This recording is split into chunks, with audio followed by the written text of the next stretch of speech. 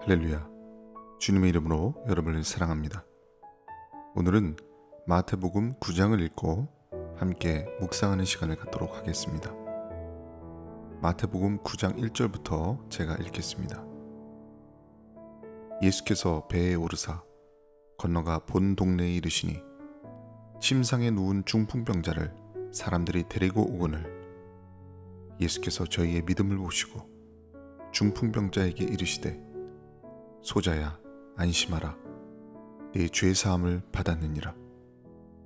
어떤 서기관들이 속으로 이르되 이 사람이 참남하도다. 예수께서 그 생각을 아시고 가라사대 너희가 어찌하여 마음에 악한 생각을 하느냐. 내 죄사함을 받았느니라 하는 말과 일어나 걸어가라 하는 말이 어느 것이 쉽겠느냐.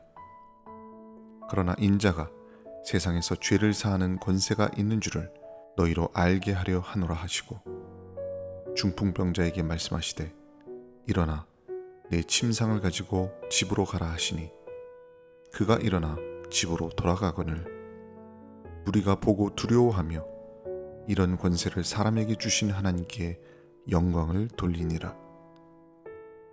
예수께서 거기서 떠나 지나가시다가 마태라 하는 사람이 세관에 앉은 것을 보시고 이르시되 나를 쫓으라 하시니 일어나 쫓으니라.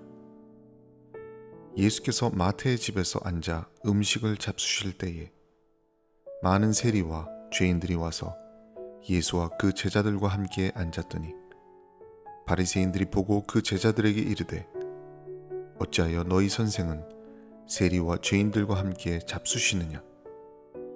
예수께서 들으시고 이르시되 건강한 자에게는 의원이 쓸데없고 병든 자에게라야 쓸데 있느니라.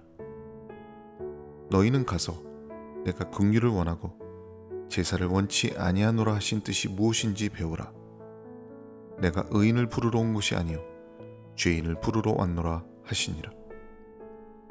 그때에 요한의 제자들이 예수께 나와 가로되 우리와 바리새인들은 금식하는데 어찌하여 당신의 제자들은 금식하지 아니하니까. 예수께서 저희에게 이르시되 혼인집 손님들이 신랑과 함께 있을 동안에 슬퍼할 수 있느뇨. 그러나 신랑을 빼앗길 날이 이르니니 그때에는 금식할 것이니라.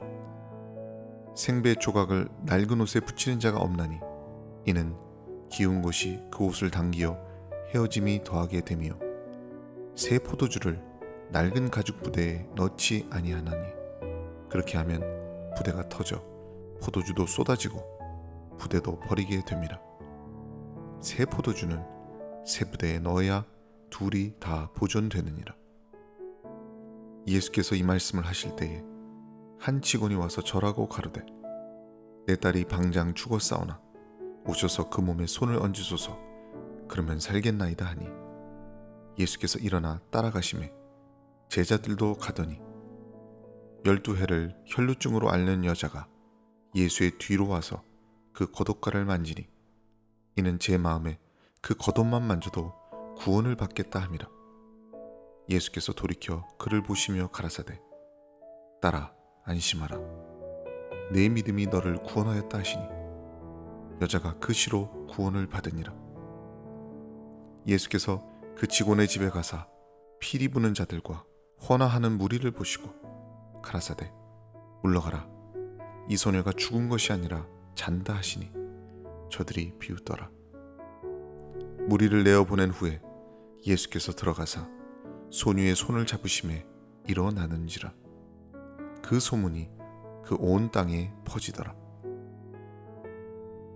예수께서 거기서 떠나가실새 두 소경이 따라오며 소리질러 가로되 다윗의 자손이여 우리를 불쌍히 여기소서 하더니 예수께서 집에 들어가시매 소경들이 나아오거늘 예수께서 이르시되 내가 능히 이 일 할 줄을 믿느냐. 대답하되 주여 그러하오이다 하니 이에 예수께서 저희 눈을 만지시며 가라사대 너희 믿음대로 되라 하신대 그 눈들이 밝아진지라. 예수께서 엄히 경계하시되 삼가 아무에게도 알게 하지 말라 하셨으나 저희가 나가서 예수의 소문을 그 온 땅에 전파하니라. 저희가 나아갈 때에 귀신 들려 벙어리 된 자를 예수께 데려오니 귀신이 쫓겨나고 벙어리가 말하거늘 무리가 기이 여겨 가로되 이스라엘 가운데서 이런 일을 본 때가 없다 하되 바리새인들은 가로되 저가 귀신의 왕을 빙자하여 귀신을 쫓아낸다 하더라. 예수께서 모든 성과 촌에 두루 다니사 저희 회당에서 가르치시며 천국 복음을 전파하시며 모든 병과 모든 약한 것을 고치시니라. 무리를 보시고 민망히 여기시니 이는 저희가 목자 없는 양과 같이 고생하며 유리함이라. 이에 제자들에게 이르시되 추수할 것은 많되 일꾼은 적으니 그러므로 추수하는 주인에게 청하여 추수할 일꾼들을 보내어 주소서 하라 하시니라. 마태복음 9장은 예수님이 가시는 곳마다 질병으로 고통받던 사람들이 고침받는 모습을 기록하고 있습니다. 예수님이 배를 타고 갈릴리 호수를 건너 본 동네로 오셨을 때 어떤 사람들이 중풍병자를 침상에 누인 채로 예수님께 데리고 왔습니다. 보통 중풍병자는 몸을 쓸 수 없고 언어 능력을 상실하는 경우가 많습니다. 따라서 누군가의 도움이 없이는 예수님께 나올 수가 없습니다. 다른 복음서에 보면 이 중풍병자의 지인들이 예수님이 계신 곳에 사람이 너무 많이 몰려 있어서 문으로 도저히 들어갈 수가 없으니까 지붕으로 올라가서 지붕을 뜯어내고 환자를 줄에 매달아 예수님 앞에 내려놓았다고 설명하고 있습니다. 이처럼 성경에서 예수님을 만난 사람들은 평범한 사람이 별로 없습니다. 아주 간절하고 절박한 상황에 처한 사람들, 사모함이 큰 사람들이 예수님을 만나는 것을 보게 됩니다. 여러분도 평범한 믿음으로 예수님을 만날 수 있다고 생각하지 마시기 바랍니다. 예수님은 간절한 심령, 절박하게 주님을 찾고 구하는 심령을 찾고 계십니다. 2절에 보면 예수님이 저희의 믿음을 보셨다고 말씀합니다. 예수님은 중풍병자뿐 아니라 그 환자를 데리고 온 사람의 믿음까지 보고 계신 것입니다. 즉 사람의 중심까지 꿰뚫어 보시는 전능하신 하나님의 시선을 담고 있습니다. 예수님이 병자에게 말씀하십니다. 소자여 안심하라. 내 죄사함을 받았느니라. 예수님이 죄사함을 선포하자 서기관들이 강하게 반발합니다. 도대체 하나님 외에 누구도 죄를 사하는 권세가 없는데 어떻게 감히 예수가 죄를 사한다고 할 수 있느냐는 것이죠. 그때 예수님은 서기관들에게 죄사함을 받았다고 선포하는 것과 일어나 걸으라는 말 중에 어느 것이 더 쉽겠냐고 질문하십니다. 사실 죄사함을 받았다는 말은 하나님 이외에는 누구도 할 수 없는 말이기 때문에 당연히 죄사함이 훨씬 더 어렵습니다. 그러나 지금 서기관들은 예수님이 쉬운 쪽을 선택했다고 생각했습니다.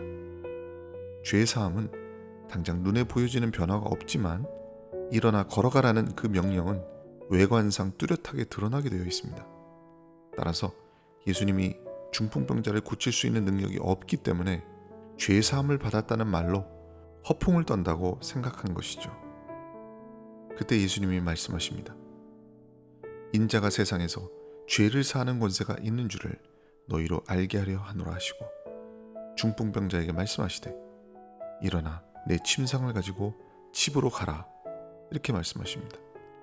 예수님은 자신이 죄를 사하는 권세를 가지고 이 세상에 왔다는 것을 만천하에 선포하십니다. 그리고 병자에게 내 침상을 가지고 집으로 가라 라고 말씀하셨을 때 중풍병자가 즉시 일어나 걷게 되었습니다. 우리는 이 사건 속에서 이 중풍병자의 죄사함과 질병 사이에 어떤 관계가 있음을 알 수 있습니다. 그리고 예수님이 병을 고쳐주시기 전에 먼저 죄사함부터 하셨다는 것은 그 병자와 예수님 사이에 뭔가 우리가 모르는 영적인 소통이 있었다는 것을 유추해 볼 수 있습니다. 이 환자가 예수님 앞에 나왔을 때 이미 마음속에 자신의 죄를 절박하게 깨닫고 있는 상태였을 것입니다. 예수님이 그의 상한 심령을 먼저 보셨기 때문에 예수님이 그 영혼의 요구를 들으시고 내 죄사함을 받았느니라는 선포를 하신 것이라고 볼 수 있습니다. 즉 죄사함의 선포는 병이 치유됐다는 뜻이기도 하지만 동시에 질병의 원인까지도 사라지게 하신 것으로 볼 수 있는 것이죠. 그리고 또 하나 생각해 볼 문제가 있습니다. 여러분이 생각하기에 죄를 사하는 것과 중풍병을 고치는 것 중에 무엇이 더 쉽다고 생각하십니까? 사실상 둘 다 사람으로는 불가능한 것입니다. 인간은 죄사함을 받으라고 할 수도 없고 중풍병자에게 일어나 걸어가라고 할 수도 없습니다. 그러나 예수님은 둘 다 가능하신 분입니다. 대부분의 사람들은 지금 이 중풍병자에게 이중적인 기적이 나타났다는 사실을 인지하지 못합니다. 보통 이 사건을 보고 중풍병이 나은 것만 생각합니다. 그러나 여기에는 분명히 이중의 기적이 나타났습니다. 그것은 바로 죄사함의 기적입니다. 죄를 사한다는 것은 눈에 안 보이니까 실감을 못하지만 사실상 병을 고치는 것과 비교할 수 없을 정도로 불가능한 것이 죄사함인 것입니다. 그런데 이 중풍병자는 죄도 사하고 병도 고쳤으니까 얼마나 복된 사람입니까? 여러분은 오병이어의 기적을 아실 겁니다. 예수님이 떡 5개와 물고기 2마리로 수천 명을 먹이셨을 때 그 떡을 받아 먹은 사람이 전부 예수님을 자신의 구주로 영접한 것이 아닙니다. 영접한 사람도 있고 영접하지 못한 사람도 있을 것입니다. 마찬가지로 기적과 표적을 경험했을지라도 그 사건을 통해서 하나님을 만나고 영혼이 구원받는 데까지 이르지 못하는 사람이 참으로 많습니다. 그런데 지금 이 중풍병자는 어떻습니까? 그 영혼이 죄사함을 받고 육신의 질병도 고쳤습니다. 정말 복된 사람입니다. 여러분도 영육간에 구원을 경험하시기를 주님의 이름으로 축원드립니다. 본문 8절에 보면 문둥병자가 일어나 걸어가는 것을 보고 사람들이 하나님께 영광을 돌렸다고 기록되어 있습니다. 아까 처음에 예수님이 내 죄가 사하여졌다고 했을 때 사람들은 그것이 기적임을 깨닫지 못했죠. 어떻게 감히 저런 말을 할 수 있냐고 뒤에서 수군수군 됐습니다. 여러분, 죄를 사했다는 것은 위대한 기적이지만 그 기적은 눈에 보이지 않기 때문에 사람들이 실감을 못하는 것입니다. 그런데 잠시 후에 중풍병자가 일어나서 걷게 되니까 눈에 보이는 기적을 통해서 아까 눈에 보이지 않았던 죄사함의 기적까지 예수님이 행하셨다는 것을 그들이 깨닫게 된 것입니다. 지금 우리의 삶에도 이러한 눈에 보이지 않는 기적들이 많이 나타나고 있음을 아셔야 합니다. 여러분이 간절히 기도할 때 하나님이 응답을 주실 때가 있죠. 찬양할 때 하나님이 위로를 주실 때가 있습니다. 여러분이 성경 말씀을 볼 때 깊은 깨달음을 주실 때가 있습니다. 눈에 보이지는 않지만 모두 하나님께서 여러분 안에서 역사하고 계시는 작은 기적들입니다. 어떨 때는 하나님이 자꾸 다급한 마음을 주시면서 교회 나가서 기도하고 싶은 마음이 생길 때가 있습니다. 왜 그럴까요? 그것은 뭔가 예시로 주시는 표적일 수가 있습니다. 여러분 앞에 뭔가 큰 시험거리가 있기 때문에 하나님이 여러분을 미리 기도로 준비시키는 것일 수가 있는 것입니다. 그것도 다 보이지 않는 가운데 벌어지는 살아계신 하나님의 역사인 것입니다. 여러분의 삶 속에 늘 이러한 작은 기적들이 나타나게 되기를 축원드립니다. 이어서 9절에 보면 예수님이 마태라는 이름의 세리를 자신의 제자로 부르시는 장면이 나옵니다. 예수님이 나를 따르라 하실 때 마태는 순종하여 따라갑니다. 세리는 세금을 거두어 드리는 사람을 말합니다. 당시 세리들이 세금을 강제하거나 부당하게 징수했기 때문에 사람들은 세리를 아주 싫어하고 혐오했습니다. 그런 마태를 예수님이 제자로 삼는다는 것은 당연히 논란이 될 수밖에 없죠. 마태가 예수님을 자기 집에 초청하고 음식을 대접했을 때 바리새인들이 예수님을 비난합니다. 어찌하여 세리와 죄인들과 함께 음식을 잡수시느냐고 말합니다. 예수님은 그들에게 말씀하십니다. 건강한 자에게는 의사가 쓸데없고 병든 자에게라야 쓸데있느니라. 나는 의인을 부르러 온 것이 아니요 죄인을 부르러 왔노라 하시니라. 이 말을 들었던 바리새인 중에 그 누구도 예수님께 반박을 하지 못했습니다. 그렇습니다. 병든 자에게만 의사가 필요하기 때문에 병자들 곁에 의사가 있는 것은 당연한 것이죠. 예수님은 죄인을 구원하러 오셨기 때문에 죄인들을 찾아가 부르시는 것이 당연한 것입니다. 지금 이 시대에도 마찬가지입니다. 예수님은 스스로 죄인임을 안타깝게 여기고 절망에 빠져있는 사람들을 찾아가시고 그들과 함께 하십니다. 그러나 자신의 죄를 깨닫지 못하고 스스로 의로운 채 하는 바리새인과 같은 사람들에게는 예수님이 함께 하실 수가 없는 것입니다. 저는 죄 많은 마태를 부르시고 그의 집에서 만찬을 나누셨던 예수님께서 오늘 여러분의 강팍하고 굳게 닫힌 심령 속에도 찾아오시기를 소망합니다. 사람들에게 왕따를 당하고 따돌림을 당했던 마태를 찾아가서 부르셨던 주님이 오늘 여러분을 부르고 계십니다. 주님이 여러분의 집에 들어가기를 원하십니다. 마태를 사랑하셨던 주님의 사랑이 여러분의 삶에도 충만하시기를 축원을 드립니다. 본문 18절에는 회당장 야이로가 죽은 자기 딸을 살려내기 위해 예수님께 찾아온 내용이 기록되어 있습니다. 회당장이면 사회적 지위가 있는 사람이지만 예수님의 발 앞에 엎드려 절하면서 간구할 정도로 그는 예수님께 간절하게 매달렸습니다. 예수님은 그의 간절함을 보시고 그의 집으로 가십니다. 그런데 그때 돌발 상황이 벌어집니다. 갑자기 어떤 혈류증을 앓던 여자가 예수님의 옷자락을 뒤에서 잡아당겼던 것이죠. 지금 이 여자도 절박한 마음으로 예수님을 붙들고 있는 것입니다. 사실 혈류증은 유대인들이 부정하게 생각하는 병입니다. 따라서 접촉하는 것 자체를 꺼리지만은 이 여자는 담대하게 예수님을 손으로 만졌습니다. 예수님이 돌아보면서 말씀하십니다. 딸아, 안심하라.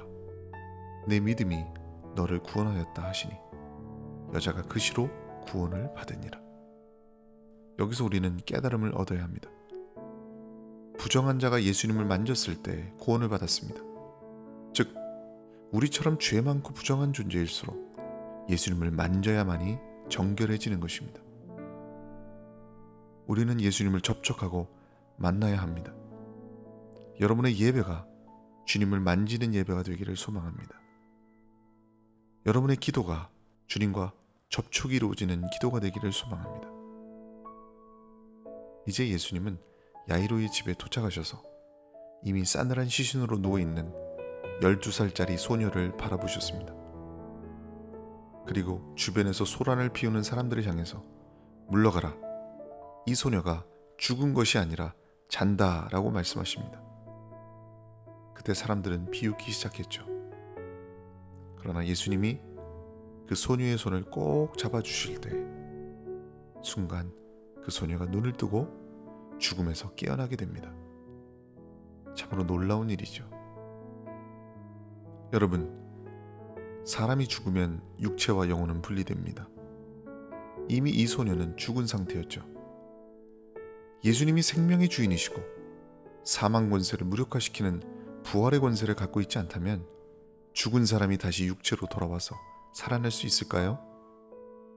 그 소녀의 영이 이미 떠났음에도 불구하고 그의 운명을 되돌린다는 것은 예수님이 절대 주권자이심을 드러내는 것입니다. 이 세상의 어느 종교에서 이런 일이 가능하겠습니까? 오직 우리가 믿고 있는 예수 그리스도만이 이런 기적을 베푸실 수 있는 것입니다. 여러분도 주님을 만난 순간부터 운명이 바뀌고 삶의 방향이 바뀐 것입니다. 사망으로 가던 우리의 인생이 생명으로 나아가게 되는 것입니다. 죽음의 절망 가운데 있던 인생이 천국을 얻게 되는 것입니다. 여러분은 부활의 권세를 믿으십니까? 예수님 앞에서 죽음이 아무것도 아니라는 것을 믿으시나요? 예수님의 십자가 죽음이 내 죄를 사했다는 것을 믿는다면 예수님의 부활의 권세가 나에게 영생을 준다는 것을 확실하게 믿으시기 바랍니다. 그 소망을 확실하게 붙들 때 오늘 우리가 이 헛된 세상 속에서도 저 영원한 천국을 바라보며 살 수가 있는 것입니다. 이 세상 끝날까지 저 영원한 천국을 바라보시면서 믿음의 경주를 계속하시기를 주님의 이름으로 축원드립니다. 오늘은 마태복음 9장을 읽고 함께 묵상하는 시간을 가졌습니다. 여러분에게 하나님의 은혜와 축복이 함께 하시기를 주님의 이름으로 축원을 드립니다.